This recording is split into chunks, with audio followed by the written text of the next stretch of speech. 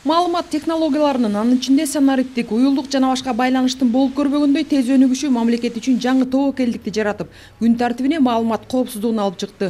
Өнүккөн өлкөлөр маалымат коопсуздугун камсыздоодо тажрыйбасы жана илимий техникалык жетишкендиктери менен колунан келгенче процесстерге таасир эткен менен интернет дүйнөсүн алар дагы толук кандуу көзөмөлдөй албайт. Очень много фейков и о наших странах, и об отношениях между нашими странами. Маалымат технологиялары күн сана өзгөрүп, өнүгүп жатат. Биздин коом батыштан келген маалыматтык технологиялардын ар кыл багыттагы жазгандарына, маалыматтык институттарынын кабарларына көмүлүп калдык. Ага коомчулук дүйнө таанымы, жашоо турмушу, күнүмдүк тиричилиги, керек болсо турмуштук адаттары өзгөрүүдө десек болот. Маалыматтык институттарынын кабарларына көмүлүп калдык. Ага коомчулуктун дүйнө таанымы, жашоо турмушу, күнүмдүк тиричилиги, керек болсо турмуштук адаттары өзгөрүүдө десек болот.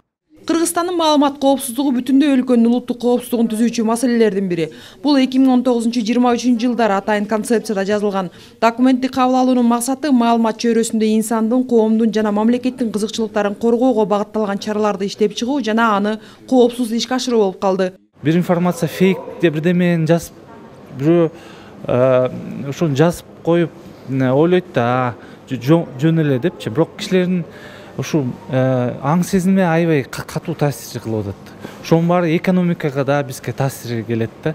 Ар кандай фейктерди чыгарганда кишилер башкачараак ойлонуп, мындай башкачараак иштерди жасап, анан ошонун таасири бүт биздин экономикабызда кишилерге дагы таасир болуп атат. Ушу информациондук коопсуздукта аябай карап, мындай ойлонуп, журналисттер да ойлонуш керек. Мамлекеттин бүтүндүгүн, элдин биримдигин жана тынчтыгын сактоо максатында маалымат коопсуздугун камсыз кылуу багытында мамлекеттин жеке маалымат саясаты болууга тийиш.